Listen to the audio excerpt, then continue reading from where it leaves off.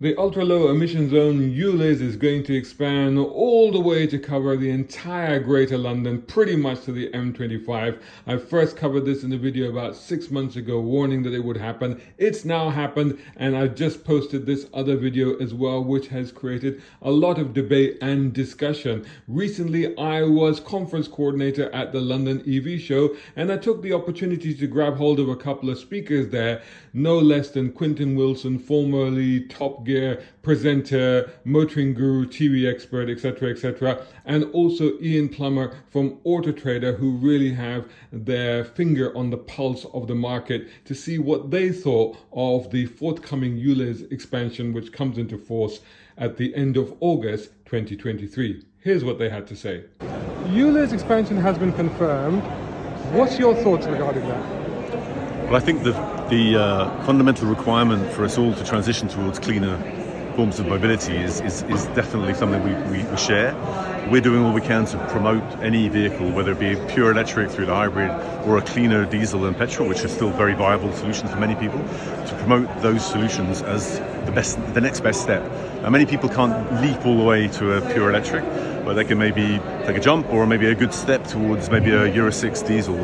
And I think promoting those options and making sure that everybody sees that there are plenty of them actually will maybe demystify what is clearly a challenge for some people, but an achievable one, I think, for most. Where the industry has a big risk, though, is making sure that there are enough affordable Euro 6 diesels, maybe Euro 4 petrols. So we do need to make sure that affordability is at the heart of the policy. So our challenge, I think, at Auto Trader is making sure that people can see a range of those options across different fuel types and across different price buckets, so that everybody can make a choice that suits them.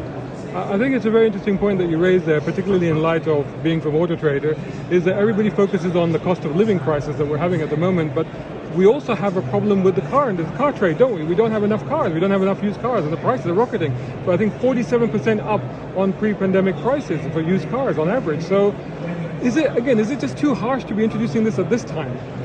Well, prices of cars have risen for sure, I mean, by a long way, as you just mentioned.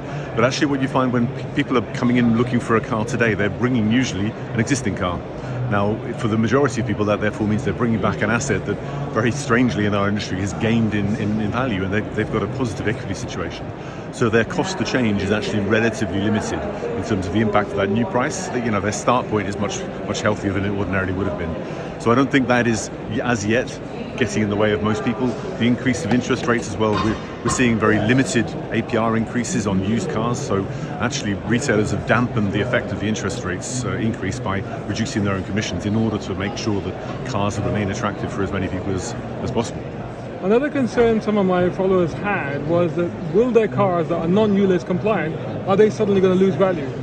Well, we've seen cars that are non-ULEZ compliant in the sort of previous generations around the UK, London in particular, of course, just move to other areas. So, in fact, from 2015, when the Volkswagen Dieselgate scandal hit the market, we'd seen diesel searches exceed petrol, and quickly, for the first time, it had been on a gradual sort of increasing curve over prior years. But as that point happened and that news hit the media, the tide turned, and ever since diesel has been on the wane. But actually there are plenty of people, as I've just highlighted, for whom diesel is a very suitable solution. If you live in the far-flung reaches of the UK, in Norfolk or in Ayrshire or in Cornwall, the issue that you hopefully will focus on from a sustainability point of view is more CO2 than NOx and air quality. So you're not in a city, therefore diesel is a good solution. So actually there's good demand still today for those cars. There's less supply because as soon as the 2015 scandal hit, car manufacturers produced less of them. So actually you've got a good balance of supply and demand, which has remained pretty healthy over the past years. And it's likely that the Euro 4, let's say, diesels will leave London and end up in Ayrshire for a good period of time, or Norfolk, and still find a good market.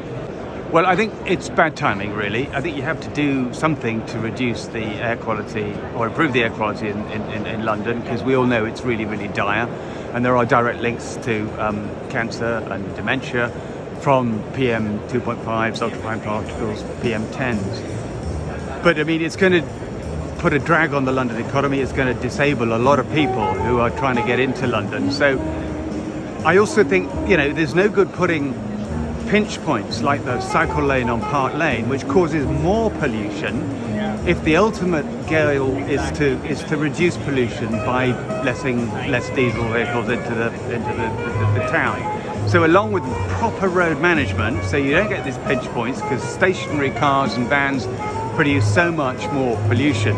So let's have that, but let's also give drivers of clean vehicles more incentive to make the change. So why not use of bus lanes at certain times? Why not free parking all the way across London for EVs? Things like that that can make it more palatable and make the motorist who you need to carry with you on this feel less, and here's the word, vilified. Hope you enjoyed that video. If you did, please hit the like button and share this video as well if you can. And while you're at it, check out these guys who also sponsor my content. I am deeply grateful to them because it helps me to buy new equipment, put fuel in the cars, and yes, buy a cup of coffee. You can do the same. Just go here or right here on YouTube. Just hit these three little dots down here and click on thanks. Make sure you're signed in first. My content is free, but this is how you can help me keep it that way. I may even send you a gift. Oh, by the way, watch this next.